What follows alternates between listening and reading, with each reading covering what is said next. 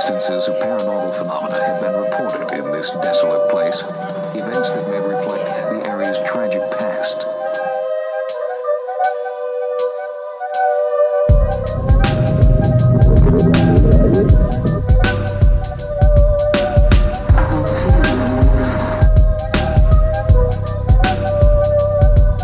Whatever they are, whatever you call them, ghosts, spirits, shades, specters, apparitions, there is not a corner of the world they do not inhabit.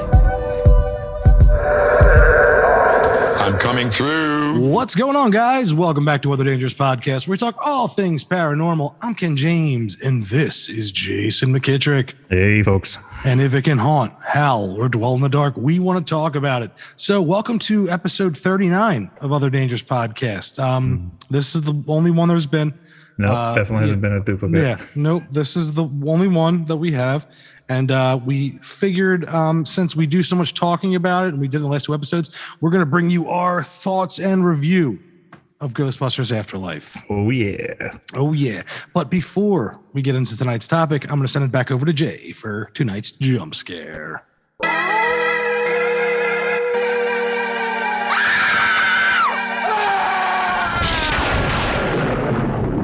Alrighty, thanks. This one comes to us from Pete from Staten Island. Ooh, Pete says, "Hey guys, love the podcast and your antics. This story happened about 2 years ago. It says, the ambulance company that I used to work for had a haunted ambulance, Rig 12. A lot of EMTs had stories about it, but I never put much stock in paranormal stuff. That is, until I had my own experience with the Rig 12. Ooh. My partner and I were working in a rural community at 3 a.m. and it was pitch dark and completely quiet. We were both dozing. I was in the driver's seat and she was in the passenger seat. I woke up to a muffled voice, but I thought my partner was talking. I told her I was trying to sleep and close my eyes. I distinctly heard a male voice say, 'Oh my God, am I dying?' Followed by a few seconds of heavy breathing. My partner and I sat up straight and looked back into the patient compartment where it sounded like the voice had come from. Things were quiet for a couple of seconds. Then we heard the click of an oxygen bottle regulator and a hiss, as if it was leaking. I turned on the lights and we ran out of the rig. I thought a transient might have climbed in while we were sleeping, so we opened the rear doors and no one was there. I checked the oxygen bottles. Neither was opened. We didn't sleep much after that." Sounds residual, brah. Certainly does, but still terrifying. My ass would have bit the seat. Yeah, what do you do? You're sitting there waiting for calls, and you know, what's that movie? Is it Bringing Out the Dead with Nicolas Cage, where he's the ambulance driver? Right. As soon as I read this, I was like, oh, this reminds me of that movie. Mm-hmm. And like you're just sitting there dozing, you don't know if you're awake or asleep, and you hear, "Oh my God, am I dying?" Dude, I would have. Oh yeah. I'd been white knuckling, wet assed fucking. Oh man, but that's just me, you know. I'm right there with you. I would have been residual or not. I don't want to be in here. And then I would have, relished in telling that story over and over again to the tune of people going, "Dude, shut up."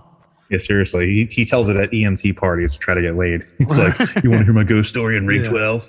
Yeah. I'm not making fun of you, Pete. I just think it's hysterical. Yeah, girls were like, "Oh, Rig 12. Oh. Dear daddy. Dear spooky daddy. Oh." Speaking of spooky. Ow. So yeah, like Ken said at the top, we mentioned this franchise of films in pretty much every episode. Mm-hmm.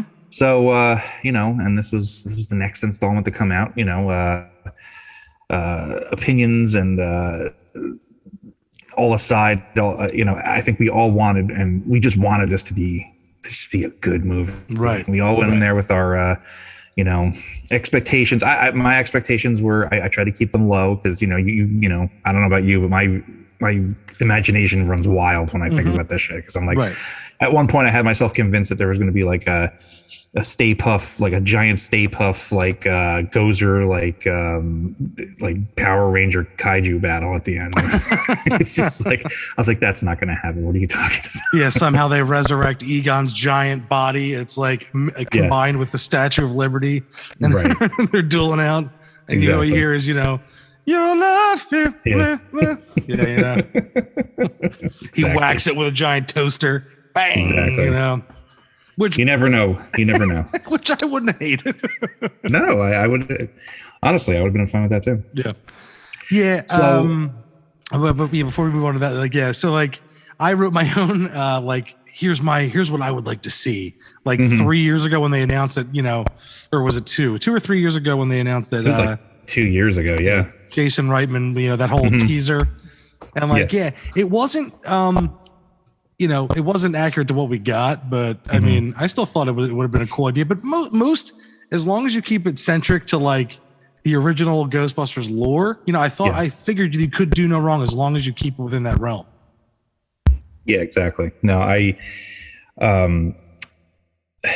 know, the expectations were the thing to worry about in this because, you know, coming off of what happened in 2016, that's like an episode 39 to me. I don't know what you're talking about.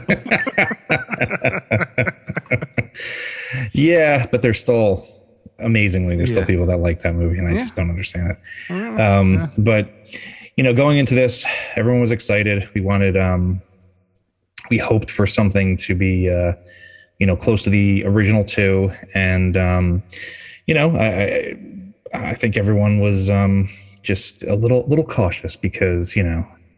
Yep. You know. Yeah. Because we've been hurt before. We've been hurt before. So we're very timid. We timidly went and saw the movie. So, I mean, just to lay it out, you know, it was a big nostalgia fest, but you know, as you could see from the movie, and obviously, you know, spoiler alert, if you're going to go see this movie and you haven't yet, just turn this episode off. Yeah. So spoilers from here on out. Yeah. You know, so there wasn't a giant Egon Statue of Liberty fighting. So you don't have to worry. At this point, you can tune out. Yes. Go see the movie, then come back and listen to our bullshit. Yeah, then come hang out. Yeah, exactly. So you know, the long and short version of it is, you know, out in this town, was it Somerville, Missouri? I believe so. Yeah. You know, basically, I can rewind. Oh wait, no, never mind. I don't know what you're talking about. What about your pirated copy of? What? No, I didn't know. What? What? I pay for all my entertainment. I do, FBI. Well, no, but God. You know, the movie opens up right where you know, we see we see what the sky cracks, and we see this like amazing like you know, spiritual, you know, blast, paranormal, just turbulence in the air. Yeah. You know, blasts down onto this this mountain, and you know, we see a truck. Our boy Egon runs out. You know, old Egon. Which I got to say to the filmmakers, thanks for you know, cutting him a few pounds, because when he died, he was not exactly a small man. And even before that, you get the little twinkles, music. I mean, they started the movie with, you know, the music from Dana's apartment when she's in the kitchen and the eggs start cooking, and like you know, like that's the music that they kind of like a version of that music, which was like, oh, here we go. Yep. And, you know, Egon gets chased by this, you know, this spirit, you know, we're trying to figure out what's going on. He's got a ghost trap, you know, he races back home, and his house is this it's just a ghost busting equipment. His house is just a huge piece of equipment. Right. Yeah. And, well, it's the house that, like, if we were going to have an Other Dangers, like, party, right, like, or headquarters, like, that's the house we want right there. Yeah, it was just like, it's this old school, like, just, you know, Midwest kind of like farmhouse, but like, you know, if the fucking Munsters of the Addams Family lived out there, you know. And, you know, Egon runs out there, you know, obviously they're obscuring his face because it's not really him, because, you know, R.I.P. her. Tucked into the shadows nicely, you know. Yeah, yep. But hey, whoever they used for that area too, like the profile was dead on. It was like, oh man, that awesome. Actually looks like him. Even though it was in shadow. So, you know, he runs up, he's trying to lure whatever it is, because whatever's chasing him is invisible, which I thought was kind of a nice touch, because I was like, oh wow. Like, you know, but if you think about it, that was totally from the original movies. Remember, you know, when Vince is being chased by, when Lewis is being chased by Vince Clortho in, near the Tavern on the Green restaurant, they can't see it. Yeah. He's like, and even when he gets attacked at the window, you just see, oh, yeah. Hey, he pulls the carriage. I make the deals. You want to ride? You will perish in flames. What an asshole. Yeah. So Egon, runs into his house, and we see that the house, like all the fields around, is a big ghost trap, basically. Right. And unfortunately, it malfunctions at the wrong time. And, so he goes back inside and is kind of prepared. He has this trap that has something in it. We don't know what it is, has something in it, some kind of ghost, obviously. Mm-hmm. And he hides it in the floorboards and then goes and just sits down and essentially gets either killed or he dies from a heart attack from what's happening. Like it's kind of hard to. Have you seen the theory that the converted EKG meter? Yeah. When it shoots that he killed himself before it happened? It's possible. Yeah, and I love that. You know what? That actually fits. You know what? That actually makes a little bit more sense of why he had that. Yeah, that's why he converted it to give himself the heart attack, so it couldn't possess him. Like, I knew he did. I know that he didn't get possessed. And I was like, oh, I guess I just thought he had a heart. You know what? That actually makes a lot of sense. You know, he zaps himself with that new version, the modified version of the PKE meter. Mm-hmm. Gives himself a heart attack, so they can. Yeah, there you go. Beautiful. Right. I heard someone say, what do you think was happening there? And I was in this discussion. Of course, I'm in a fucking Ghostbusters group. So I'm in this discussion. We're all bouncing off ideas. I'm in like 3 of them on Facebook. Yeah. So I'm like, did he tase himself? And like, we're like, I think someone was like, did that happen? And we were all just like, it was just like, oh shit, fuck, damn. But it's just like, Yeah. Oh man. Yeah. Why else have that? And why else show him use it? Yeah. That makes sense. And then under the chair, when you see, it backs up and it opens up, it's detecting a spirit. I like, because my mom was on my right, my wife is on my left. I almost like smacked both of them, I was like, you got ghost, fuck out of here, Yep. Oh man, it was funny. Yep. And then, it kind of just cuts to, and then we get the opening titles. So Egon's passed, and then we cut to, the family, right? We got the mom, we got we got Stranger Things, and we got Phoebe, the new girl. I don't know his name. It's Wolf. Wolf Cockhard. Lockhart or something like that. Yeah, Wolf Cockhard. Yeah, it's Wolf Cockhard. He wishes that was his name. Well, that's what he tells everyone. Yeah, exactly. You know why they call me Wolf? Yeah. Why? My cock's hard. It's like, I don't think so. Yeah, and the girl's like, "Ooh, sticky daddy." Jesus Christ. Maybe in the future installments. Yeah, we'll see it. Yeah. So immediately we have we already know the deal that the movie's been around, like it's been sitting finished for months. Yeah. And so we know that this is Egon's grandkids and his daughter. Mm-hmm. And immediately we see that this is basically like little girl Egon. Yeah. And it's she's fixing stuff around the house. She's messing with the the lights. Yeah, the electric and shit. Yeah. It's good stuff. It's almost like a cross between like Egon and the dad from Gremlins. Right. Dude, she's that barely work. I thought she killed it, man. Mackenzie Grace. She's great. She is great. Yeah. And like other stuff she's been in, Haunting Hill House. She was probably the only enjoyable part of Captain Marvel. She was in those movies. Yeah, well, she was in Hill House, the show. She was the little Theo. Was in Hill House? Yeah, she was the little Theo, the one that touches. She was young Theo. Okay. Yeah, and then she played young Carol Danvers on the go-karts and like why don't you stay down, Okay, I mean that's a testament to her performance, then, because all I saw was Phoebe Spengler. That's all I saw. Yeah, there you go.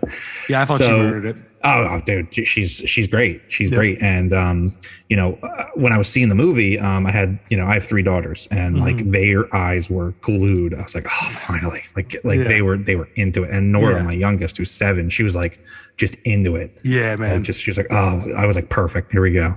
Not that I'm trying to force these things on my kids, because I don't.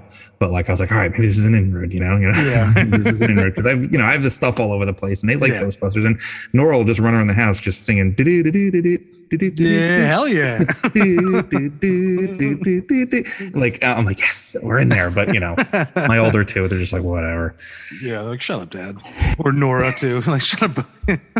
No, I mean, Mia still likes it and everything. Just Lily, my middle, she's just kind of ambivalent. Anyway, middle children. You ain't kidding. Yep. Hey, Eric. Eric. Yeah, Eric. What up, Eric? So they find out that typical down and out family getting evicted. What are they? He's chasing him up the stairs for his rent, or was that from Spider-Man? Yeah. That's basically it's basically the same guy. Yeah, right. So she has to go settle the estate of her father who just passed, which is the scene we just saw, and so they have to drive out to Somerville, Missouri. Missouri. Nice. Missouri. And it's they they're driving, and I want to say, like, I really appreciated the way that this was shot. Like, a lot of really nice saturated warm colors. Like, they were kind of just when they were in wherever they were. I mean, were they in New York? Did they even say? No, I don't even know if they did. Like, but no, I forget where they were, but the cinematography is awesome on this. The colors, the contrast, like the way they did it. Mm-hmm. Because the scenes where you're at the shop, what is it, Spinners, and like you're at or when you're just in like the mine, or where you're like the color, the palette is awesome, and they with the proton packs firing and stuff, the contrast of it all is super awesome. No, it looks good like right from the beginning. So, and it kind of had a little bit of a Spielberg quality to it in some areas, which I appreciated. That almost, that little bit of that, I think they call it the Spielberg haze, I believe is what the term is. But great looking stuff. So they get to this place, they get to the family home, and then, Janine Melnitz just decides to show up. Oh yeah, man. And I thought there was my mom at that point. It's like, oh, that's she's like yelling at me. Yeah, because quiet, Sharon. Yeah, well, everyone had some. We all had some. I had some ghost traps beforehand. Oh yeah, and they snuck in the gin. Rob and Alicia snuck in the whiskey. There it is. Yeah, and I was like, I'm not drinking anything past the ghost traps because I'm not leaving to pee. Exactly. Like the person that I went to see the film with also. Our boy Ryan, who got up to piss like 4 times because he drank like 6 Heineken Tall Boys. Yeah, I was shocked. No one in our group left, even though they snuck stuff in. Like I couldn't.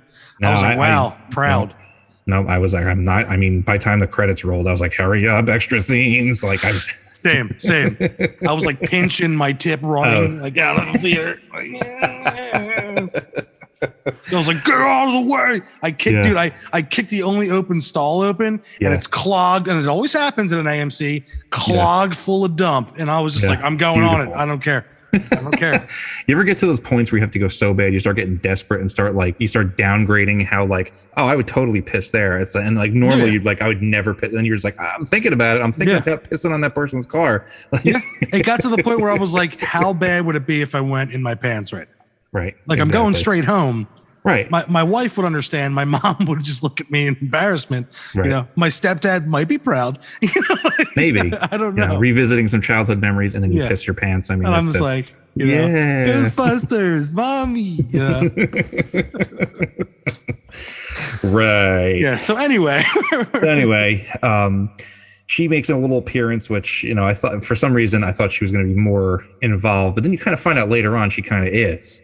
Mm-hmm. She's, work. I mean, whatever. We'll just, I'm not going to tell the story like the story of the movie, but she's basically working for Winston, right? And checking on this stuff because Winston is like a multi-millionaire now, and he's been supporting them all, right? Which is interesting. And his monologue kind of deal at the end there, man. I was like, big old smile, just like holding my belly, Oh, and it's so great, man. Cause like for, specifically for the character Winston is awesome because, now he can, he's going to be this like mentor, he's going to be the wallet. He's going to be the Tony Stark of the Ghostbusters universe. But also for the actor, Ernie Hudson, like, dude, that guy had to sit at conventions and sign these autographs. Right. Hey man, I don't know what's going on. I hope this leads to like a big thing for him. Cause like that guy, if anyone's been carrying the torch for the Ghostbusters, aside from Aykroyd, like Ernie Hudson's it, because like even back in 2016 when that fucking whatever they answer the call, is that what they call it? Answer the call. Yeah. When that came out, even he was the 39. Right. He was the first one to be like, they probably shouldn't have done that. He was the first guy to say it. So, man, just his first thing I'm a Ghostbuster first. Like I was like, oh man, I'd kiss him if I could. Yeah. So they get to the house and she's trying to figure everything out. But I love how the daughter is just checked the fuck out. Egon's daughter, not the granddaughter, the mother of the two kids, just essentially, I guess they're kind of, I guess an alcoholic because she's passed out in the middle of the day at the one point, but just is just checked the fuck out. Yeah. Like she's just like, is there money? What do you mean there's no money? We're here for money. Can we have money? Yeah. And it's she's like, there's debt. There's debt. Yeah. Oof, yeah. Oof. So, man. they're starting from, rock bottom, but they got this house. So, kids are there. They're starting a new school. And I guess it's at the part where they have their first day at school, and it's summer school at that point, right? Yes, it is summer school. Yeah. And our boy. Oh my God, dude, bro, he was Paul Rudding all over this film, and I fucking loved every minute of it because. I just want to skip ahead real quick to when he's walking through the Walmart. Just his walk. He's Paul Rudd walking, and I'm dying. I'm cracking up. People are like, "What's I'm like, no, Paul Rudd. Yeah, he's Paul Rudd." And he like sees the ice cream. He's like, "Nice," Like, exactly. Right. It looked like he was on his way to do another Anchorman. Or another performance of Sturdy Wings. Dude, yeah. So they meet him. He's the summer school teacher who is also checked out. Also checked out. He's there to, he's interested in the seismic activity that's going on in this town, which is the, part of the side plot where this little town has all this crazy seismic activity that's going on. And like, no one's really paying attention, I guess. Cause it's like a whole town of like yokels. Every time they show them, they're just like, whatever, just does what dirt it farmer, dirt farmer. Dirt farmer. Exactly. Evil dies tonight. Oh wait, wrong movie. It's okay. Yeah, so he's doing what he's doing. He's there to basically use the school equipment, I guess. And then he's leaving the kids to watch. What was the first one? Was Cujo the first? Yeah, Cujo was the first one. And then later, this fucking Child's Play. Yeah, the quick cut to Child's Play. Yeah. He's attacking the mother. Yeah, the quick cut to it. It was awesome. I was like, great.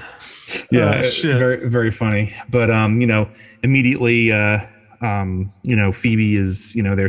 They give the idea that she, didn't have friends, typical like nerdy type character, didn't have friends back home. So now she's in the classroom and she's telling, she's trying to, do her thing. And she, distinguishes herself right away as she wanders into the back room where Paul Rudd's doing his seismography or whatever the fuck it is. Seismology. There it is. And, she instantly knows what all the stuff is. And, he's like, whoa.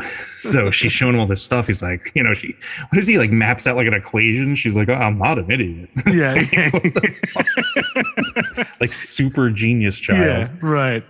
And that was great. No, it was good. It was good times. And then she meets her first buddy, podcast, AKA Ken James. Sure. Who is always podcasting, apparently. Yeah, apparently. And, played for laughs, good stuff. Yeah. They start I'm trying to think. Okay. Our obvious ray of the group, our obvious ray of the group. Right. Totally. The inquisitive mind, the one who believes in all the wacky theories, always investigating that stuff. So they, let's see. So she goes home, and that's when Egon's ghost starts to communicate with her through chess first, right? Yeah, because the ghost trap or the PKE meter starts, and it's the direction that leads it. I loved that. Yeah, that was cool. such a nice touch. And even the mom or his daughter later, that was so cool. Like, then you just picture his ghost, come this way. Yeah. Yep. And I saw a criticism of that part, and I was like, I guess you didn't pay attention to the first movie or know anything. So like, why was he invisible at that point? Because so his ghost was still there because he had unfinished business, right? Right. So, and whether it was a suicide or not, I mean, I guess it really doesn't matter, but he's there, he has unfinished business. And they're like, well, why could you see him at the end? It's like, well, that's the whole conception of the whole thing. The coming of Gozer creates paranormal activity. That's how all the ghosts come out. So if the portal to Gozer's dimension, whatever it is there, that's why there's just more. It's a focusing of that psychomagnetheric turbulence, and like it almost like thins the veil in a way. And gives it more power to things to come through. Yeah. Yep. Right. So that's why you're able to see him later. Spoilers. And also the how they break down the class. Like even they before that podcast is like it's got to be a class 5 or a class. You know what I mean? So it's like. It's playing into the lore that us nerds who, have been into this and in the paranormal community, like, it totally speaks to us in that language that it seems that only we kind of talk. Or the language that Ray always seems to come out with. And it's real.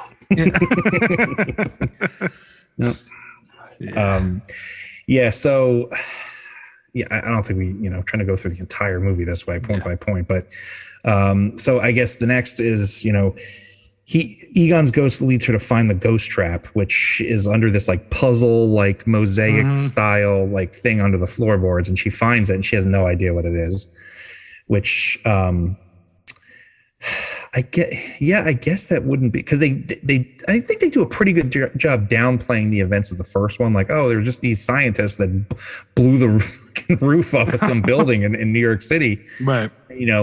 What's his name? Mr. Gruberson? Is that Paul Rudd's character? Mr. Gruberson. Gary Gruberson. Yeah. Right. That's right. Yeah, they make a joke. His name is Gary Gruberson. And it's a total Paul Rudd name too, by the way. Yep. So Peter Cleven. So she brings the trap into school the next day, and he totally knows what it is. He's like, "Oh, sweet replica," and she's like, "Replica of what?" It's like, "You don't know what this is?" And then so there's our little exposition there, which is cool. Pulls up YouTube, shows some classic clips, and like as soon as they show Egon, she has like a knowing look. She's like, "What?" Like you could tell she's like, "Wait, that guy kind of looks familiar," or like there's that little knowing glance that I really loved how they played it, where she didn't say anything, but it's just like, they cut to her real quick, and she's like, "What?" And then, but I love how too Paul Rudd's got his like feet up on the desk. He's like behind the paper, and he like as soon as he sees it, he's like, "Oh shit!" Like like kind of total stoner, like, "Oh, what's going on over there?" As they're watching Child's Play. Yeah.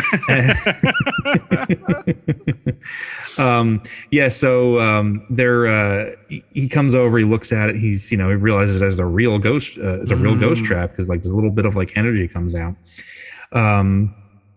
He takes it outside, hooks it up to 2 car batteries for science. Yeah.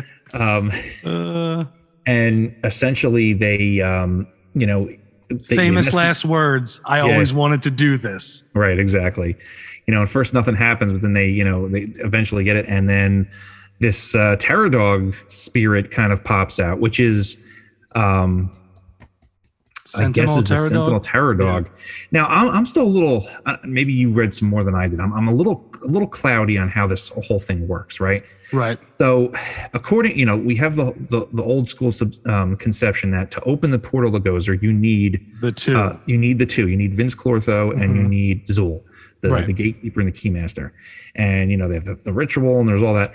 But why was what was in there? Okay, so it's the Sentinel terror dog. Why was that, having that one that they really don't explain, why was having that one able to stop the ritual to open the portal to Gozer? Okay, so from what I understood from it and what I kind of took, putting my own spin to it. Yeah. So, all right, based off of like him getting that to get, what essentially is Gozer to come chase him, I would say that has to be probably, instead of being a sentinel, it was like a guard dog for the whole place, right? Okay. So him getting that, he probably had to deal with it a bunch, setting up that proton protection field, right? Right. So, of course, once Vince Clortho knows, you see, obviously later we'll get to it, but what I'm assuming is that was like a protector of everything. And Okay. from him getting that away, it almost gave like free roaming access, and it was probably protecting Evo Shandor in a way. Okay. All right. That makes sense. Because the way too that it's built, right? It's on those legs, so it's kind of like it's more of like a more upright, powerful. Like you can almost imagine it with like a spear or something. You know I mean, and they show that because like when they first went to Egon's house, like he has a little idol of that, you know, that Phoebe picks up, and then in the Gozer Temple when they eventually go in there, it's you know, you can see there's a statue of it in there too, right? Which is kind of cool. Okay, all right. So they let this thing out, and it immediately just rockets right to the Gozer Temple, and it hits it, and it does something. So, and then I guess, you know, almost immediately after, the seismic activity starts to ramp up, and then, I mean, you know, there's all those little subplots going on. There's you know, Cock Wolfhard, whatever the fuck he's called. He's trying to get his. He's trying to get his, you know, D-wet, you know. Yeah, exactly. He's trying to, you know, go collect some spores, molds, and fungus or whatever. And there's that little side plot where he meets, you know, the other Ghostbuster that they recruit, a girl named Lucky, who's the, you know, daughter of the local sheriff. Also, in the meantime, Phoebe discovers Egon's lab, which is in the basement. And how do you get to Egon's lab? Fire pole, baby. Yep, I think it slides down a fire pole. I was like, yes. Yep. Yep. And it's like that. There. Like that's like also like deep down, Egon liked going down the fire pole. You know, like even though like he was always like straight man, the only time you see him really get amped up is like two times. One is when he goes Egon, or the other is when he's like, you know, yo. And let's see what happens when we take away the puppy. This strange smile as he looks back. So yeah, I loved that somewhere deep down, Egon was like enjoying the fire pole. He's like, oh yeah, might as well put one here. Yeah.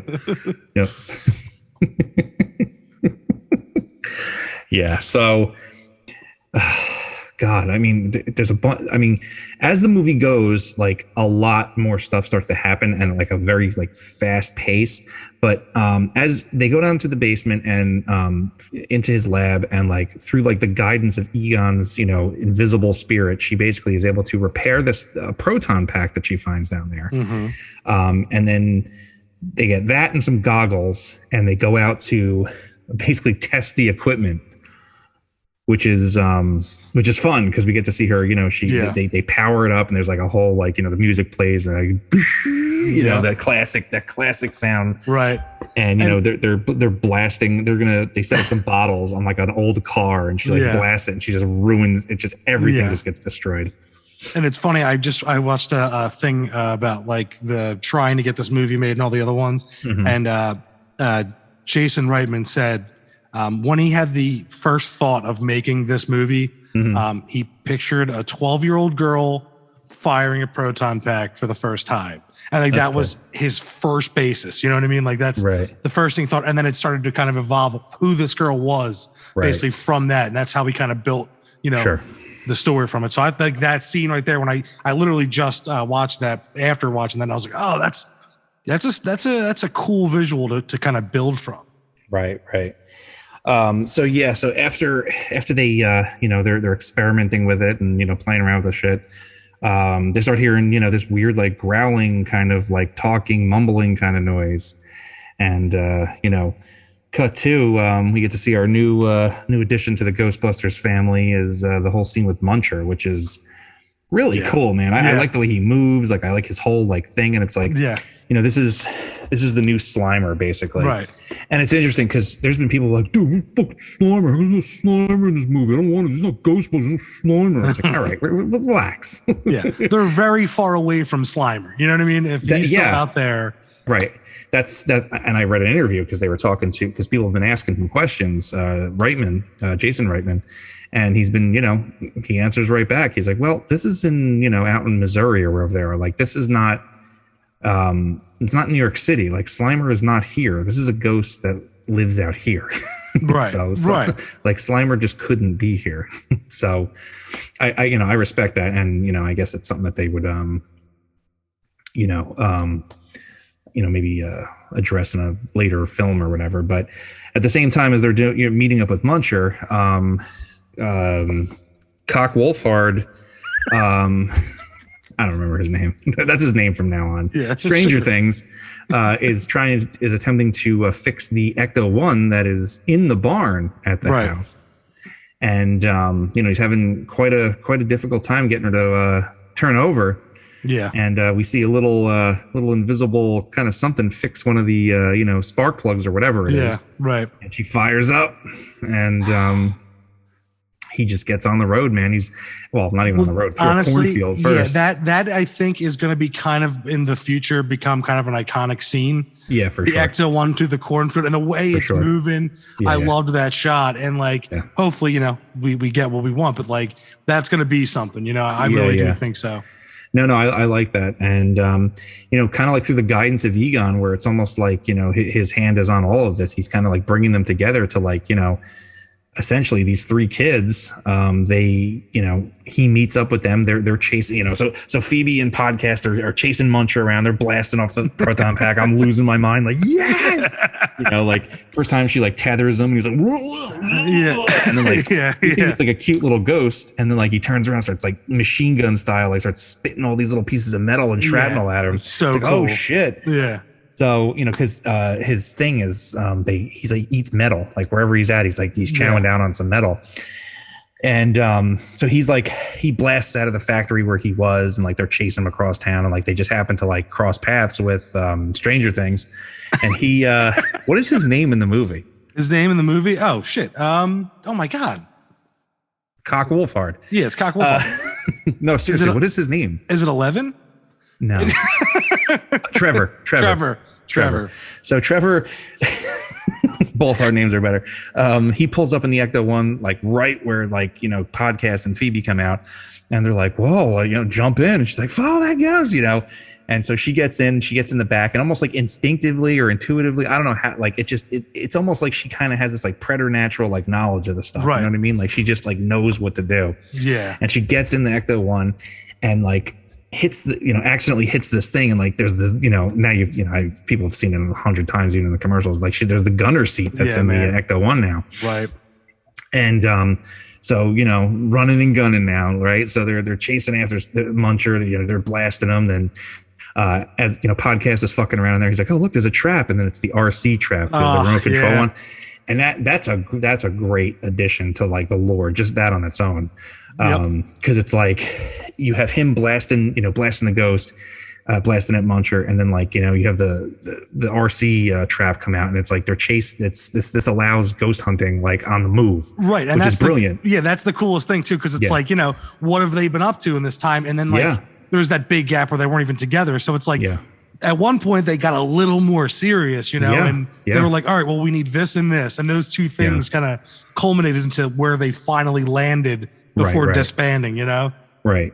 So it's very cool. They go through this whole thing. They're going through the town center. They're just lighting shit up, just ruining stuff, just trying to capture Muncher, and they go for one last attempt to go after him, and Muncher's actually heading towards the mine, the Shandor mine. And just before there's this big iron suspension bridge, they finally he's fucking Stranger Things is gunning it. He's going after Finn Wolfhard, by the way. Finn Wolfhard. I won't remember that. Wolf Cockhard. Yeah, Cock Wolfhard.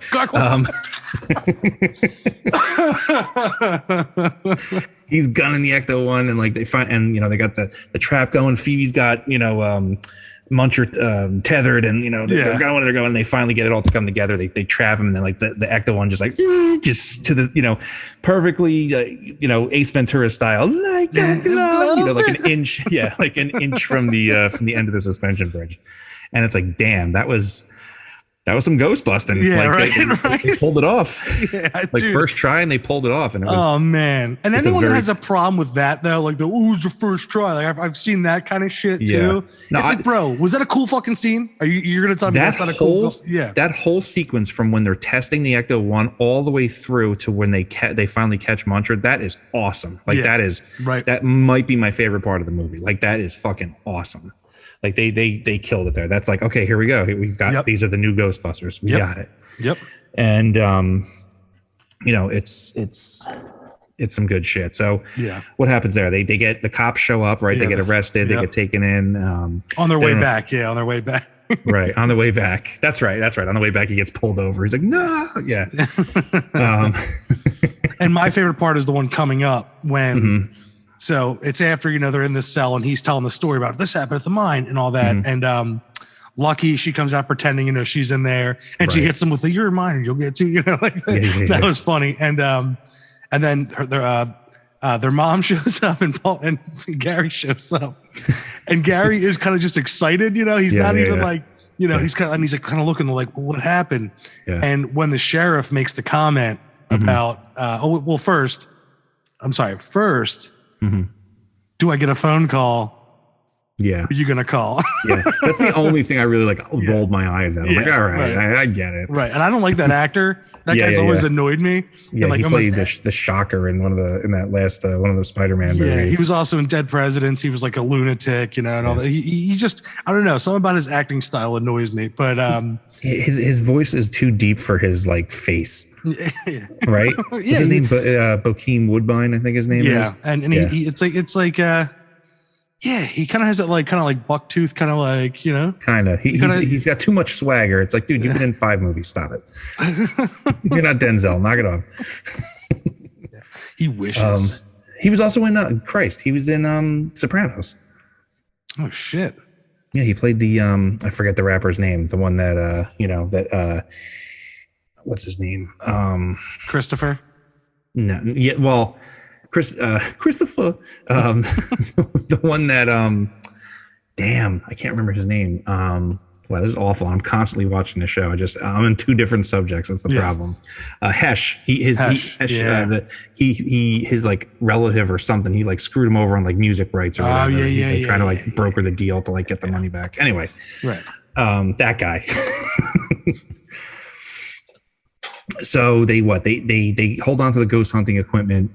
And is that where we get the part where she kind of like, is that the revelation? Like Right before that. So that's what I was saying. My favorite part my favorite part of like where she has something that Egon never had, Phoebe, is when the sheriff is like, "You're starting to sound like your crazy grandfather." Yeah, and she grabs a proton pack and does it. I was like, oh, I was like punching my wife and my mom. I was like, I was going nuts, you know. I was like, this is, I was like, yes, like that's like, because she has like, you know, all the smarts of Egon, but she's got more balls. And I don't mean, I don't know, man. I think she got the same balls because, you know, remember the original movie when Peck is talking shit, trying to get them in trouble with the EPA, and he's like, and these guys, and they're, you know, this explosion is a direct result of it. And Egon's like, "Your mother," and he's the first one to go after him. I forgot about. Yeah, you're right. So, oh my God, you're right. Egon definitely had some big brass ones too. You're right.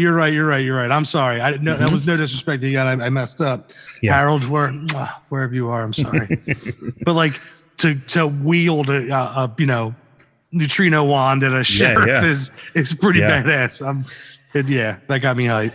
So I forget where they get to the point where like she knows that her grandfather is Egon Spengler. Right after that, they go home and she sends Gary on his way. Right. Okay. And and she comes in and like does the whole like puts her purse down. Yeah. You know, like all that money of those people's businesses.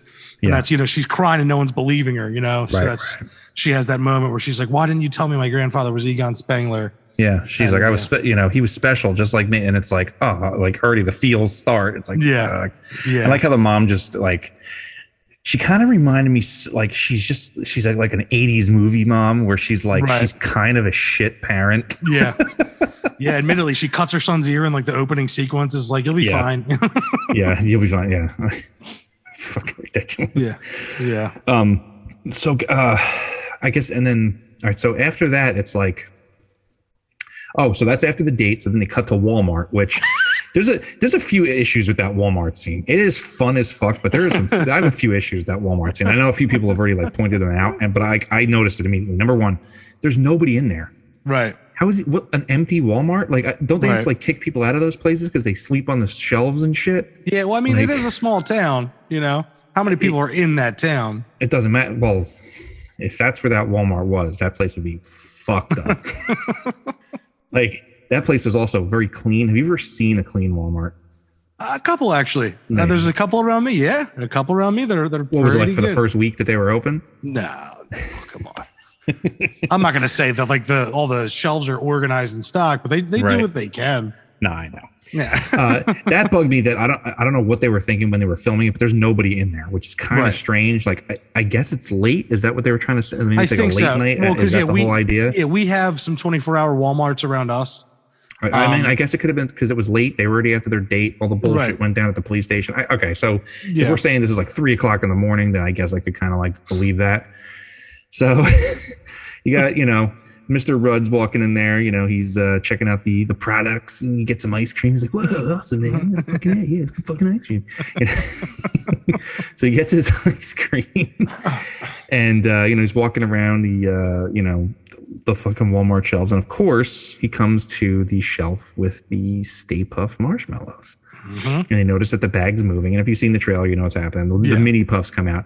Let me tell you, man, those fucking characters, everybody in the theater was losing their fucking shit, laughing their asses off. That was one part that I was going to be a little concerned that I was going to be too cheesy. And it was awesome. But then when it happened, I was dude, I was dying. Yeah. I was cracking up because first you the like happiness of it. Yeah. Like and you're like, and it bites them.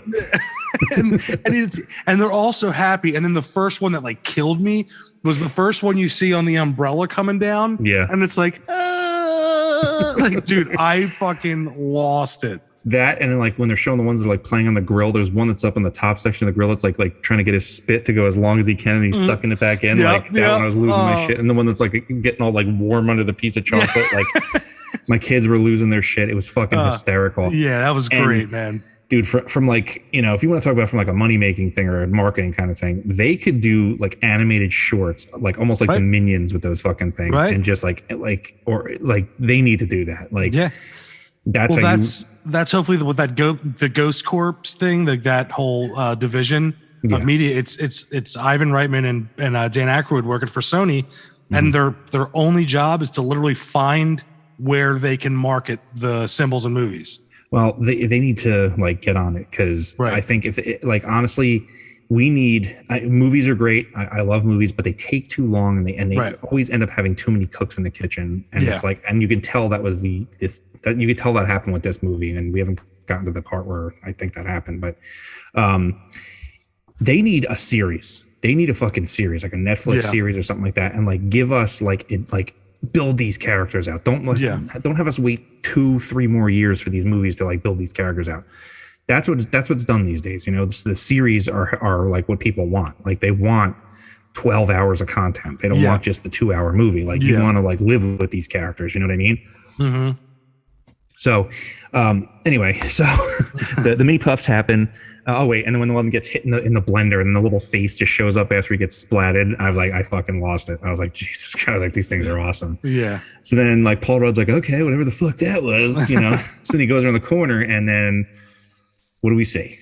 We see a terror dog, man. We see it, and because it's the scream. Like I loved it too because the scream, and he makes that the almost like first time that you're like, wow, Paul Rudd is kind of getting old. Face. You're like, oh wow, he kind of is, Yeah, he is. Yeah, and like, you see the terror dog, and then what comes next is another one of my favorite parts of the movie. Like seeing Paul Rudd run from a terror dog, like it was just, I don't know. It was so enjoyable because one, I think Paul Rudd walking is funny, like him running from a terror dog to get to the car. And that's when I realized, I'm like, oh, he's not going to be like a Ghostbuster kind of character. He's our keymaster. Yeah. Vince. That was obvious for a long time. For me, it wasn't. I got to be honest with you. Oh, okay. Yeah, that was one of the things I didn't take. Like, I knew that the house was a big ghost trap. I knew a bunch. Like, I could picture that. I just didn't, know. Well, I aside from you, filleting Paul Rudd. Hey, sorry. Let's go back to the terror dog itself. How great was it to see a big practical puppet there? Not some goddamn, CGI mess.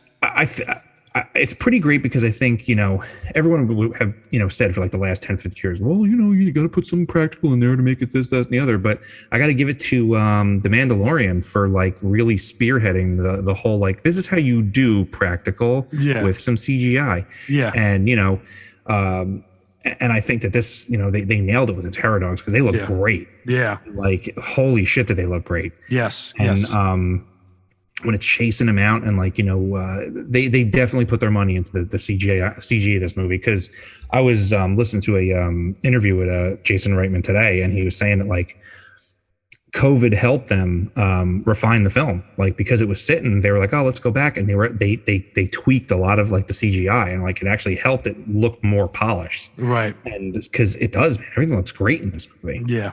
Yep. And it's so cool. Cause like even the proton blast, right? Like it's true to form, like it was in the originals, but it's cleaner, but it doesn't take anything away from the original way it looks, which was so great to see. And it was so awesome. Yeah. So he gets chased by the Terror Dog, a la original Ghostbusters with, Louis Tully. He gets, then you get the dog kind of like, gets close and like, they, cut to, and then the mom gets possessed. She's next, very similar to the whole, Dana Barrett's incident in the first one. And let's shout it out here. I mean, this movie's a big nostalgia fest. They're pulling stuff right from, like, they're pulling shots right from the first movie, and I think we knew this was going to happen, and it's okay. I mean, this is what people wanted. I mean, people wanted like a big buffet of fucking soul food here. They wanted comfort food. They wanted this is what a lot of people wanted. And it's good stuff. It makes you feel like, oh, okay, this is fun. And also it's like someone actually, cared about the, like, they did such a good job too of like mixing, all the fan, fare that like we wanted. Right. Yeah. And also being able to pass it on to someone else, 'cause we got it. Right. Yeah. And now it can go and take a different turn, because all those things are established now, right? All like the way the proton packs look, the way the equipment looks, right? You got the Ecto One looks like the Ecto One, like all that stuff it's canon and it's in there, right? So now just take that. Now you can do other stuff with it, right? You don't have to change, the original science of it and all the techie stuff. Yeah. Now you can spin the lore and go catch ghosts with what we wanted. Right. So I guess kind of like speeding through, because this is where the movie starts to get a little shaky for me, because they tried to put so much stuff in the last quarter of this film, and I get it, but so okay.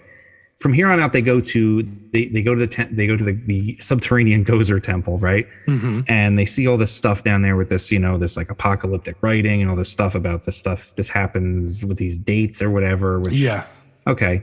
And they go down there, and there's a fucking body down there, and there's a coffin down there, and it's fucking Evo Shandor. Yeah. And not only is it Evo Shandor, it's fucking J.K. Simmons. Fucking been in how many fucking every Jason Reitman movie though he's been in. Everything Jason Reitman's worked on, he's right. And he looked great, man. And shout out to the designers, because he looks the way he does in the game. Yep. And I was like, oh, that's pretty great. And they show him, and like, so then we see this whole contraption, and he's used as like a for illustrative purposes, basically, because we see that he's dead, and he's in there. And then we see this we're at the Gozer temple, and there's this like big like pit where these like spirits or souls are trying to come out of, and every time they get close to the top, Egon had constructed this big like trap thing where it shoots proton streams into them so they can't come out. But every time they get to the top, close to the top, Shandor comes to life for a second. And like that scene where he like turns and his eyes are all like whited over, I was like, oh shit. I was like, that was actually pretty fucking scary. I was like, God damn. Podcast is like, I think he's alive. Yeah. I was like, what the fuck? So there he is, man. So I was like, that's pretty fucking cool. Like, I was like, cool looking. I mean, it's kind of weird that he's there. I mean, it's kind of, that he's buried there, but it's whatever. It's just an interesting to have him in there. So long story short, we get now the Terror Dogs have possessed Paul Rudd's character, so he's the keymaster, and then the mom has also been possessed. She's the gatekeeper. They go out to the desert and do some weird shit.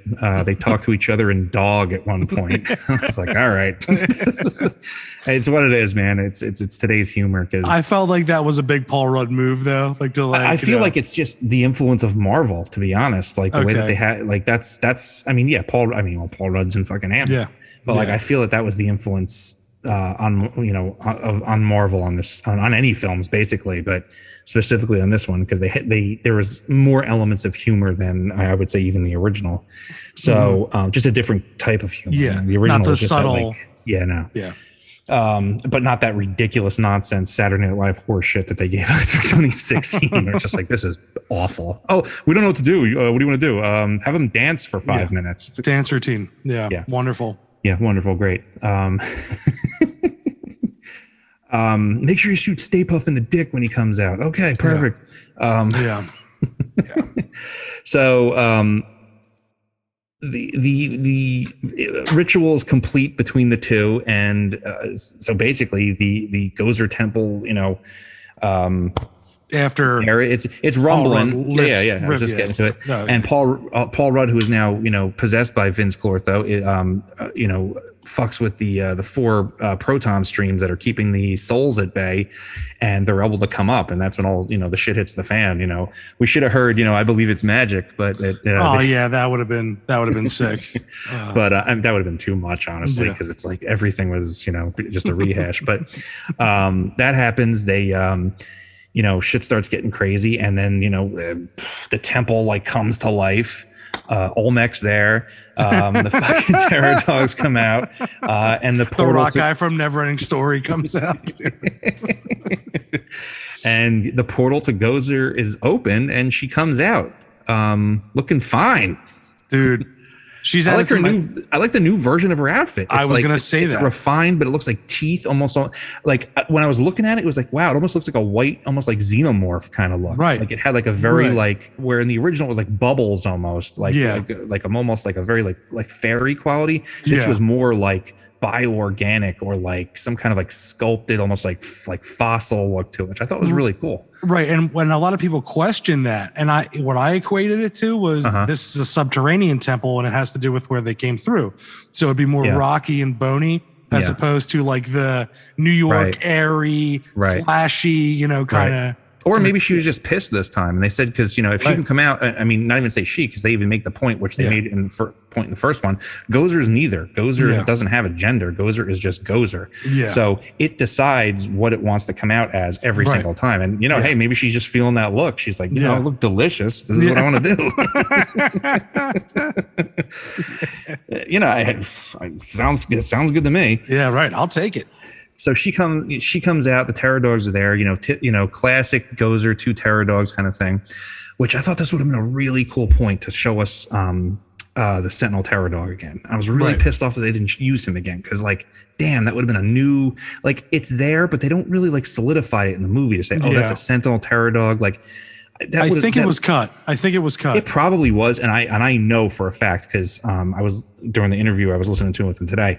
He said there's just as much cut as there is in the film. Well, yeah. So, what is Grace McKenna Grace? Is it? Mm-hmm.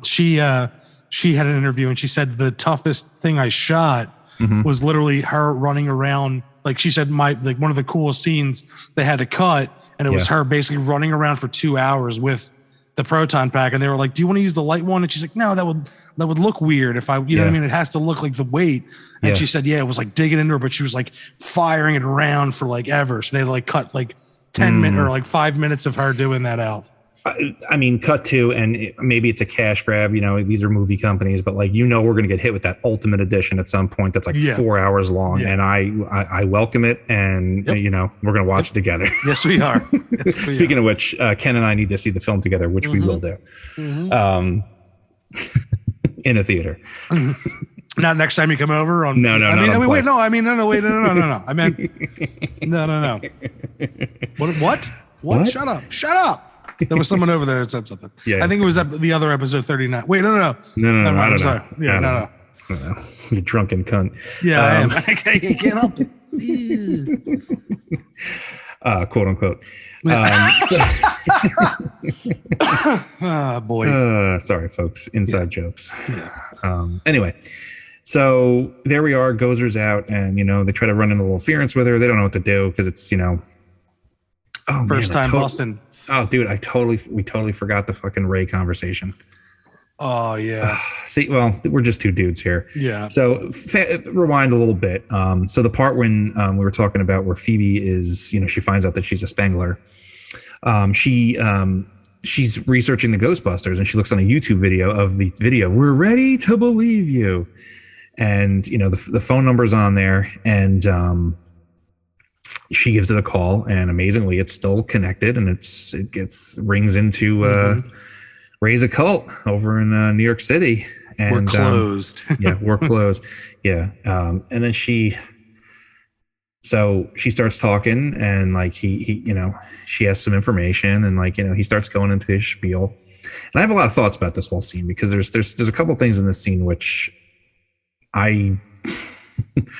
it's one of my big gripes in the film. Egon Spangler could go to hell. Egon Spangler can rot in hell. Rot in hell, yeah. And I can see why they were trying to do some things where like, well, why did he have to split? Why did he leave? What happened? What happens here? But Harold Ramis is dead. And this is supposed to be for him, this movie. And like when he said that, like, dude, everybody in the fucking theater was like, yeah, I did that. Yeah, I did that. I was like, what? Because in the other two movies, and I get it. You want to add some interesting things to happen. I get it. They were like the two best buds, right? They're the ones hanging out, arguing what they want to order, deep dish, Chicago, Thai, not too spicy. Like they're the ones always They're the ones always at the firehouse tinkering with shit, probably been friends for a long fucking time. They probably went to college together. They probably they were the two real Ghostbusters. Yes, like they were like, Pete was the mouth, Venkman was the mouth, and Winston was the everyman who came on later. He wasn't the scientific guy. He was, AKA the sex appeal. AKA the sex appeal. Sure. Fucking guy. I loved it, dude. No, dude, 100%. Well, so with that part, like, I guess they had to convey that relationship was so strained, just like the relationship of him withdrawing from his own family. Yeah. I guess they like the thought process was like he had to leave everyone. Yeah. And if he's leaving his family, he also had to leave Ray, like the gang behind. And I guess it kind of had to go that way for the route they went with this. Yeah. I mean, this whole section here, the motivations for Egon leaving and why he did what he had to do, kind of almost making him like he was a little bit crazy, and that Ray didn't believe him. Like, cause that's the scene. Like, this is where I have this is my one, maybe two big issues with the film. This part right here, this needed to be refined a little bit more. You didn't have to make them so like it be so crazy. Like there's a reason. So dejected. And like Ray could have been like helping him like disappear. Like he could have been like Ray could have been like, he's here. I don't know anything about it. And then like his tone does change when she finds out that he's talking to his granddaughter. Yeah. Yeah. And that's great. But that the story still doesn't sit well with me 100%. You know what I mean? Like it's a little extreme especially for Egon's character. Like they would leave, and I want to know, man, who did he have the kids with? Who is it? I think that we will find out if we do get the next one. Mm-hmm. I mean, a further film would help fill in some blanks. I mean, I love the movie. Don't get me wrong. I had a hell of a time. It was an awesome time in the theater, but that's my big nitpick for the film. Like, why did you almost villainize him a little bit? Like he left his family and he broke up the Ghostbusters and, took all the shit and just took the car. And it's like, I feel like I don't know. That would have been Ray if it was anyone. Like if you're going off, the character. Yeah, because archetype. Ray is. You can even say that Ray fucking went fucking nuts because Dan Aykroyd is teetering as it is. Yeah. So like, we love you, Dan, and want you on the podcast. Yeah, please come. But Ray would be the one that would be so into one of his theories that he would, go rogue, right? Yeah. Yeah. I mean, exactly. But you have a dead Harold Ramis, right? And like, well, it's exactly. They had to do something there. They had to. And I agree with you in the fact where it's, that they did villainize him a bit for a while. And, they did put a little bow on it at the end, but like they do. I'm with you there. And I just didn't expect to hear those words come out of his mouth. Right. And at the end of the day, it's a movie, but I was like, what? Like they're the two friends. Like they're the two best friends of the Ghostbusters. Like, I squeezed Beeb's hand. Like when he said it, I was like what? Yeah. So, it's what it is. And that's the scene. And that's, that puts her on the path. And they, she makes that call when she's in jail. So like, she's trying to get, it looks like Ray's about to tell her more. And then, Sheriff Dick Tip comes in and Sheriff Dick Tip comes, takes the phone from her or whatever. So there was that whole scene. That's where we get to see Ray the first time. So fast forward back to where we were at, the temple's popping. And, Gozer's looking hot as shit, sitting in the throne and shit. Yeah, I was man. like, damn, what's up, Gozer? Yep. So that happens underneath the Gozer temple. And then how do they get back to what happens? There's this whole weird thing where they're like they're able to use the trap and they capture Zool again inside the trap. Yeah, and with jokes, with the funny jokes, little jokes. with her little jokes. So they capture her in there, and so this like fucks with Gozer. So Gozer's like not complete. So she's like almost in this like semi like astral form where she's like half in, half out. Yeah, like half in, half, which is very cool. Like it looks really fucking cool. Yep. And I was like, oh, that's a really great idea. So you're checking, so they take the trap and they run back to the house because they know the house has this ability to like, is a big ghost trap. So they run back, they're trying to catch Gozer, and they're trying to do what they can, the best they can. And they're just not able to just, they're no match for a Sumerian, an ancient, what is it? A moldy Babylonian god. It's Sumerian, not Babylonian.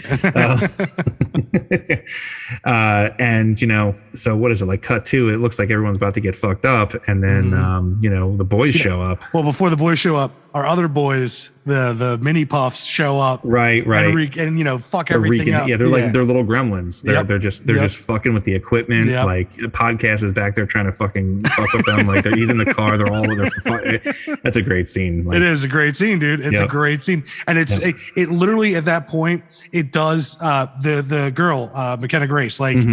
Her emotion, like her acting at that point, like in leading up to all that. And then the mom has the redeeming moment before it all goes to hell where she like jumps in front of Phoebe. And she's like, no, you're not doing this. And cut to, like you were saying, the boys show up, man. Yep. And they're, they have something, it's Vankman has something, calls her like flat top or whatever. And like, which is interesting because that was Ray's line in the original, but it's fine because he's like, aim for the flat top. Yeah. They don't call her a prehistoric bitch, but I don't think you're allowed to do that anymore. Yeah, true. And so they're shooting the streams. They're fucking going back and forth. Gozer's, still, showing some flex. She throws them across the thing, and everyone's trying their best. And, so they start blasting her hardcore. They activate the big trap. Like she's getting all fucked up from the trap. They're firing they cross the streams. They're trying, but they need a fourth stream. They need, so Phoebe's doing her best. She's blasting Gozer. She's trying to do what she can. And she can't get it. And then this ghostly hand comes out of nowhere and steadies the proton, the neutrino wand. And, then they cut over and it's the ghost of Egon standing there and everyone cries. Yeah. And it's man. And damn, first of all, it was great that they did that like semi like translucent look to him because it helped him look better. But damn, did that look good? Like that, it looked cool. Like when you say something looks cool, like that for me, that's the definition of it. Like they improved on like the runner in the park. You know, like they like took that kind of mold and just built on it, and he looked awesome. But it looked great. Like it wasn't that broke ass Princess Leia from the end of Rogue One. Like it's good. And man, it was so cool. Yeah, and so he comes in, and they got the 4 proton streams fucking flying, and them looking over. Like they're like, holy shit, that's fucking Egon over there. And they show that prehistoric bitch. What's what?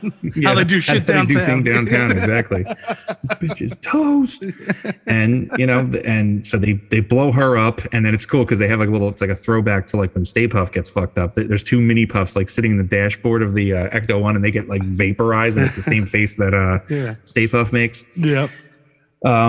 And and then everything kind of they win, and then everyone's like, okay, so the ghost of Egon is here, and he kind of has his moments with everybody. That's what got me, when like you could tell like it wasn't just acting, at that point, like we should have called, and like oh my god, and like you could see in Dan Aykroyd, like he's he's fucked up at that point. Like he was. You could tell. He's on his like 4th bottle of Crystal Head. Yeah. Like he's just like. No, I know. Yeah. He's just like. You can see the emotion for sure. Yeah. Yeah. And like that started that like more so than hugging Phoebe and then like correcting Dick Wolfhard's or Wolf Dickard's thing, and then seeing his daughter. Yeah, Cock Dick Hard comes in.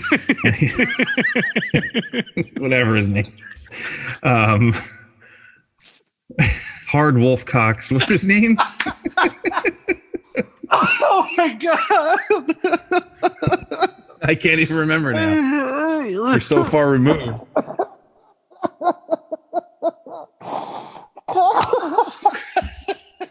Hard Wolf Cox is what I think I said. Yeah, there it is.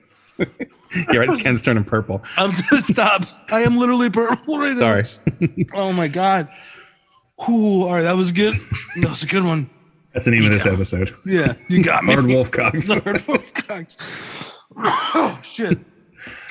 I needed that laugh. Oh boy, I needed that laugh. Okay, I'm sorry. No, it's all good. So they all have their moments, and then Egon. I think in the last moment is Egon with his daughter, and they have their he finishes his business, and then Egon just dissipates. As his business is finished, and it's good times. My only criticism of that scene is because I know what a cunt Bill Murray is in real life. All I can do is be like, dude, I know what like we didn't have a Ghostbusters 3 because of Bill Murray. Like, right. I mean, long story short, he famously had a falling out with Harold Ramis, which is crazy because everybody loved that dude. Yeah. Like he was a sweet guy. Like everyone loved him. Yeah. But of course, Bill Murray, like it was during the filming of Groundhog's Day, and you can look into it. But Murray is really the reason why they were, And there was like 7 different versions of Ghostbusters 3 that were like written up by like of the time of like the funniest writers and actors and then people that they could do it, and they kept wanting to pass the torch. And I don't know if you saw this. It's this one thing. I'll send it to you after this is over. It was actually really good. It's an hour long documentary on about what happened to this point. Oh yeah, and then there was the Alyssa Milano version. Did you see that one? That was that was the closest one they got to. It was literally going to be Extreme Ghostbusters. It was literally that cartoon. That was what they were going to do. Dude, they play different character names at work all the time, and like I can't stand her. Her acting. I hear you. Yeah. No, her acting is she's just terrible. Like it annoys the piss out. Can we find a way to get I don't know, some kind of what's her name? Aunt May, Marissa Tomei. Can we get her in the Ghostbusters universe somehow? Please. Pretty please. So Janine Melnitz's daughter.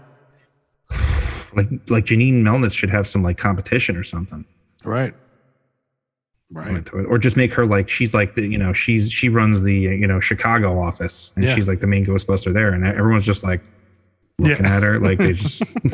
Well, I did like, as much of as a C word as he is, when he approached Phoebe on the ground and he was like, Peter Venkman, home office.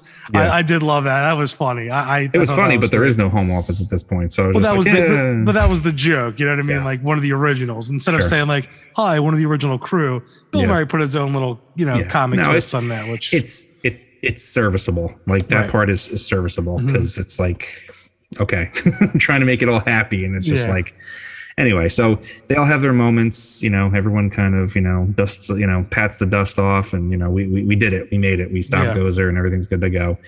So, so what's the next scene is them taking, they're all hugging and kissing. Yeah. It's Winston. Then Winston goes to the Ecto one and he goes, what? Wait, I thought that's the last scene. Isn't that the last scene?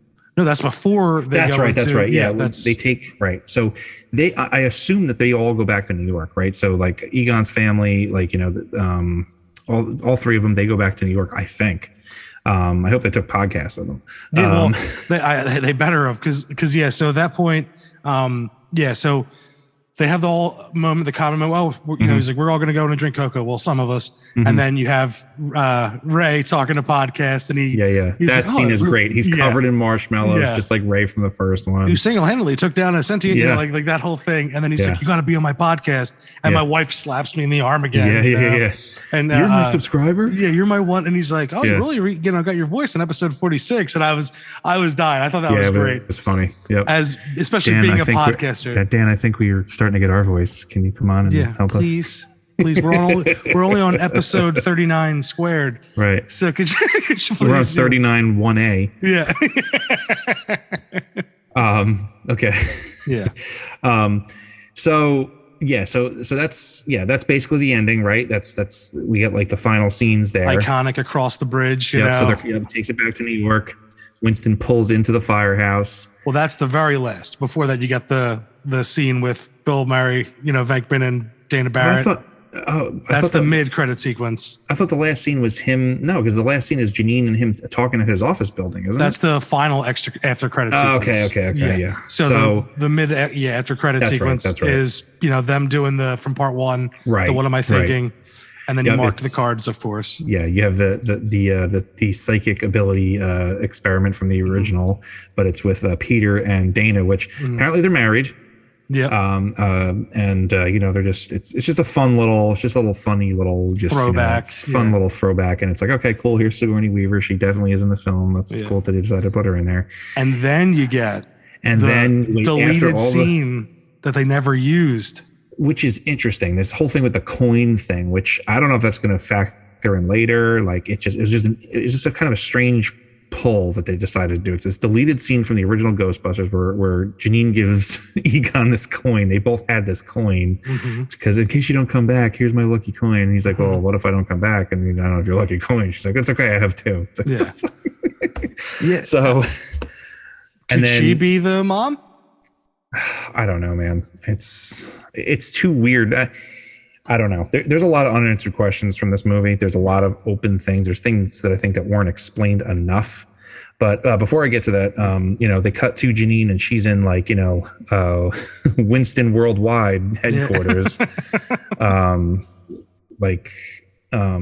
he, basically says that, he's been supporting Ray. He was, I don't know if he was helping out Venkman, but he was definitely keeping the people away from Egon. He's been kind of just in the background because became a successful, businessman.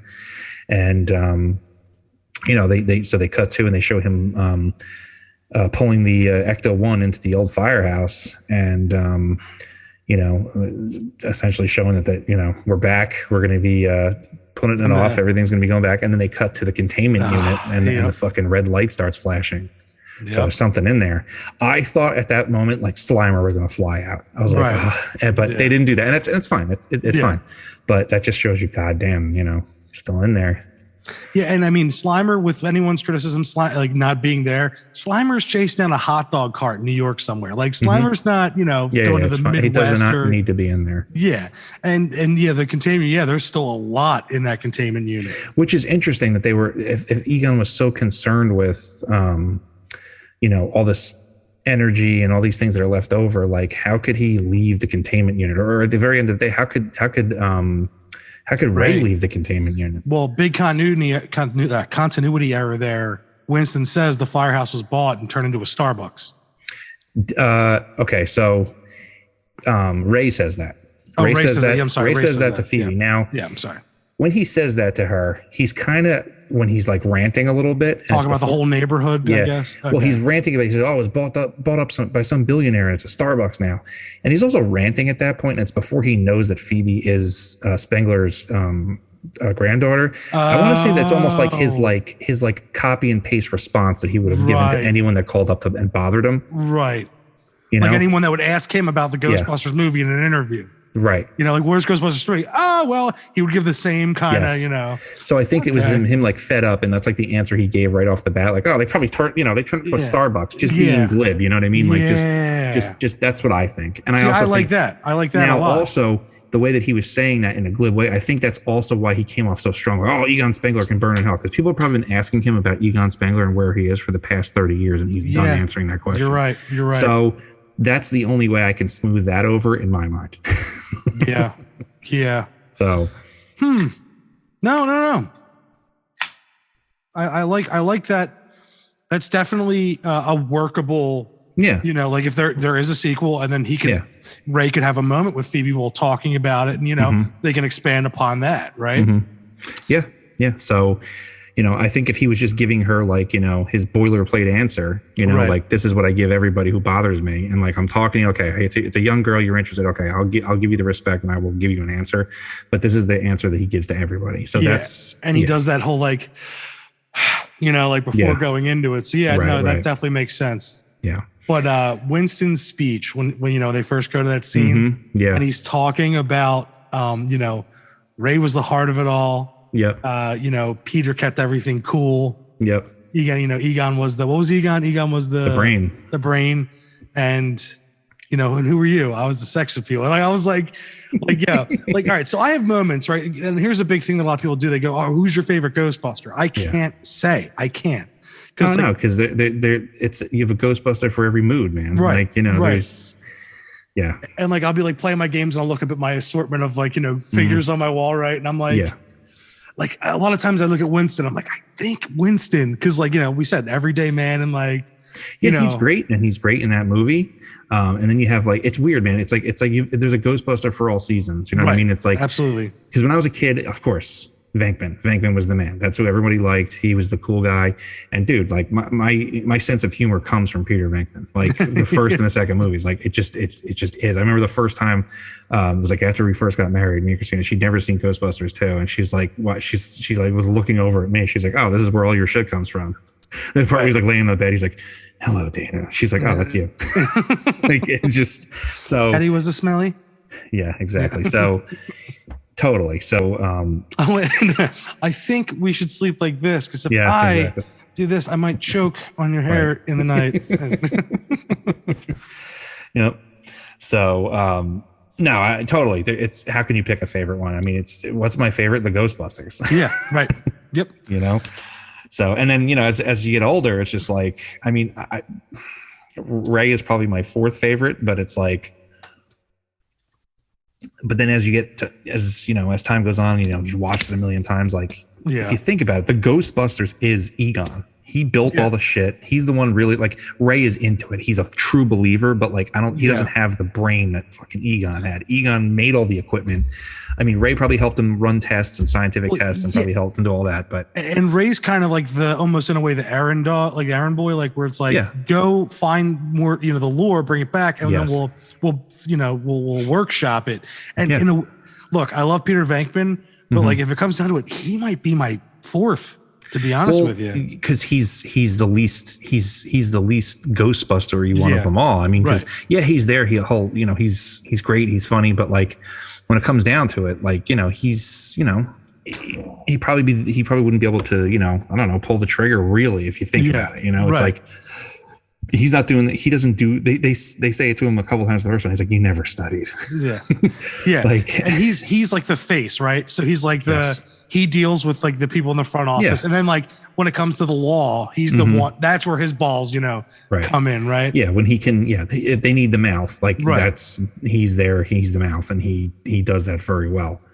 So it's like, I mean, they've all got their strengths, and they're all, they're all good at what they do.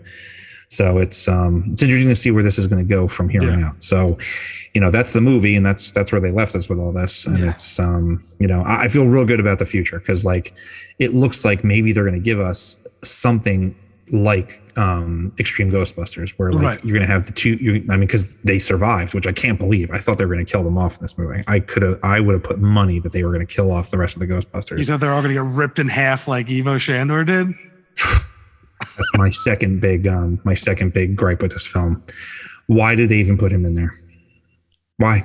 I don't know. They threw him away. I mean, he's dead, so I guess he could come back. I mean, or whatever. But like, he shouldn't have been in there. Or if anything, he should have been the one they were fighting at the end, not Gozer, because we've seen Gozer. Like, we've seen that. Like, it would have been great to see him. Like, instead of having just his body, now you can get like the spirit form that you got. I mean, and I hope they do that. But that would have been I would have liked to have seen them fight Evo Shandor at the end. Like, they're, like maybe they, the temple thing comes out and everything, and they figure it all out, and like he comes back to life, and it was his plan all along to harness Gozer's power and become a god, like basically how he does in the video game. And that would have been interesting.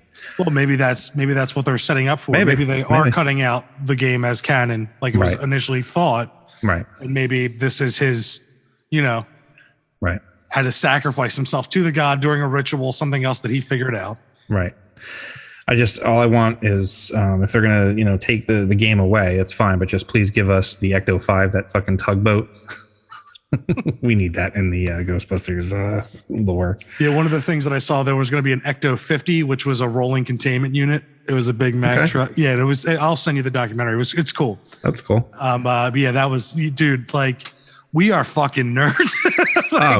Hell yeah, oh, dude. My God, yeah. Why not, man? Yeah. Look. Well, hey. Is there any difference from two dudes fucking talking fantasy football for 2.5 hours? No, it's the same shit. I can tell you that because I do that too. Yeah, I know you do. So like, I'm a straight up nerd. Like, bottom line with this, like, there were parts that were bad, and there was nothing that I could actually hold against the movie. You know what I mean? Yeah, there are things that there's some things that I don't like, and there's some things like I definitely would change, but I had a great time. It was a good thing in the movie. We're in a good spot for future sequels. Yep. And I'm good. Like, I like, please make more. Don't fucking leave us hanging for another 5-6 years. Like, that's the problem. I don't want to feel like, oh, here we are again, 5, and it feels like we have to jumpstart the series again. If they're smart, they'll keep this rolling. Well, I think we're in a good place there, because that song that plays during the credits, Haunted House, that's McKenna Grace's first single. Yeah. So they're definitely making a push for her, right? So like, this is her franchise to helm. And what about the other song? Well, Ray Parker Jr. is no Hard Wolf Dicks. No, I was gonna say Hard Wolf Dicks is he's a franchise on his own. So, he's involved. So you got Mr. Rudd. Wolf Hardcocks brings us Hard Wolf Dicks by Damn Daddy Productions. Writing down right now, make song by, that make fake song. Right. So that's where it is, man. And people who are, if there's anyone still listening, we liked it, I think, and dude, the audience score is, undeniable. People love it. God damn, I hope they continue. We need like a cartoon series. We need another movie. I would love to see like a Netflix series or like an HBO Max series or whatever the fuck. Give us this needs a series, just like the cartoon. The cartoon was like instrumental in building the lore for that long, and they have stuff that they pulled from the cartoon in some of these movies. Like, you need a series, and you can and so we don't have to wait years for another installment to like add on to this. Now we have a little bit more lore, a little bit, but now we need that to fucking move forward. And if they don't greenlight a sequel like immediately after this, I mean, they're dumb. Like, and that's so as of yesterday, as of 2 days ago, America Alone was 44 million, 16 million overseas. So it brings it basically to 60 million opening weekend. That's really good. Yeah, which is crazy, man. Remember like 2 years ago before COVID, that quadruple the numbers it would have been. Right. It's weird. Well, yeah, it's weird too. But also Sony or Columbia, which is the same company now, basically. Yeah. They love the franchise and they want to make money off it. And hopefully they, now that they have something that has made money, right, against the budget that they used. Well, yeah, they need to maintain the momentum that they've built here. So they got to keep it going. They can't just sit on it for another few more years, because then, not that nobody will care, but like if you want new people in here and you want this franchise to continue and you want people to maintain interest, you got it like now. Just get those fuckers in there, start writing the scripts for the next shit, and not just a movie. You need an onslaught. Get us some more video games. Bring it, just keep it going. You know what I mean? Yeah. Like you got to keep it going. Well, yeah, Jason Reitman said too. He's like, I already got. I know where we're going with the sequel. I have ideas, and they asked about Vigo and stuff, and he was just like, look, we have a plan. Yeah, may or may not incorporate Vigo, because Gozer was sent back to the realm. Yeah, so was Vigo. You don't see them trapped or killed. You see them sent back. So of course that will lead you to a possible Vigo return. But which I would prefer a move on. I want to move on. I want something new. I want let's explore this territory. Give us other shit. Like I want a new big bad. I want a new, raise the stakes. Let the Ghostbusters, try to battle like fucking Cthulhu or something. Really. We might now actually get the Hellbent script. You know what I mean? Or the Hellbent story in New York. That was long worked on by so many different writers, directors, everything. So I would just let Jason Reitman kind of just take the reins, like just let him Favreau that shit. Yeah, honestly, I mean, because I think Aykroyd is on board, because it's from the family basically who's doing it. So let him continue, and I mean, like I was saying, so Sony they put Aykroyd and Ivan, Jason's dad, in charge of that Ghost Corp. So like that's they have an office at Sony Studios. And Jason Reitman's there too. He's a member. Right. So that's what I'm saying. Like, so of course I think that would be the flow of it, right? The trickle down effect of it. So I mean, I think we've said, everything we could about it. And thank you for, sticking with us with our kind of nerd fest of it. I mean, we had to do this, right? 100%. And it's, my final thing on it is like, there are a couple little things that I could gripe about. Yeah. But overall, I got an awesome fucking movie that I enjoy watching, and I want to watch more, and I want more of. Yes. And that's where I stand with it. Yep. Same. All right. Anything else to say? Nah, man. Bustin' makes me feel good, and you beat me to it. Hard wolf dicks. I don't know. There were two guys when I was parking before going into the theater, waiting for everyone else to show up.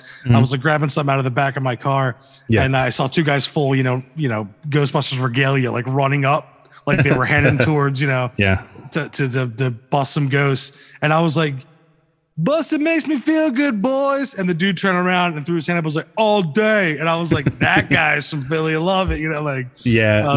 Sweet. People were, the theater we went to was, it's a smaller movie chain. So they don't have like exclusives or any of the shit. You get no popcorn buckets or whatever. So I brought the popcorn bucket, the Ecto one that I bought from AMC theaters the night before. And I have my, I have a jacket that has like my nameplate on it with my last name, Ghostbusters style. I got the patch. And then I had my, another it's like a Hawaiian shirt style, but it's a Ghostbusters print, and like Ryan was with me acting like a lunatic. He had his shirt on, like we were all just ready to go, and like the people were like just like, dude, you guys are awesome, this is awesome. Like it was fun. People were they were like, yeah, it was good to see people into it or whatever. So, and it was a smaller theater too. So like the manager of the theater made all these cutout mini puffs. She made 20 of them. That's awesome. She hid them in the lobby. And so we get there, my girl, she's like, oh, there's 20 mini puffs hidden here in the lobby. So maybe when you come out, you go find them all. Oh, that's awesome. Yeah. So like they printed out all these like activity sheets for kids to take and stuff. So it was like this little theater chain. And that's awesome. And that's why I went to that one. I want to support that one, so that one stays open. Hell yeah. Rather than going to AMC. But it was a good time. It was a good movie going experience, and I really hope it continues, man. Because I had one funny other thing that happened. So I get to the bar before we go, and I'm getting my ghost traps because I forgot that they had the ghost trap drinks they made for the movie, which is Crystal Head vodka, couple other things, some Sprite. It was good. It was really good. And I'm there ordering them, and I got my blue "I Survived the Coming of Gozer" t-shirt. You know, it's 1984, blah, blah, blah, and it's got, you know, Stay Puft in the middle. And this girl goes, hey, he's got your same shirt. She's like saying that. Yeah. And her boyfriend's like, I told you it's not the same shirt. So I look, right, and he's like right next to me, and he turns and we're looking at each other. It's blue with the white like print, right, yeah. But there are subtle differences, and I was like, you know what? I was like, it's not the same shirt to his girlfriend. I was like, but it's the same message, and I was like, great minds think alike, bro. You know, like I was like, all right, and then I started downing my fucking ghost traps. It was a good time, but yeah, I mean, I think that you know, that wraps this episode up. Yeah, absolutely, yeah. We had a great time talking about it here. We had a great time seeing it. We're going to see it again, and stay tuned for us talking about Ghostbusters in every episode going forward. And, what we do. It's what you signed up for, folks. Yeah. We love it. We love yous. That's some Philly talk right there. Right. But all right, guys, for this episode of Other Dangerous Podcast, I'm Ken James. And I'm Jason McKittrick. And as always, have a spooky evening.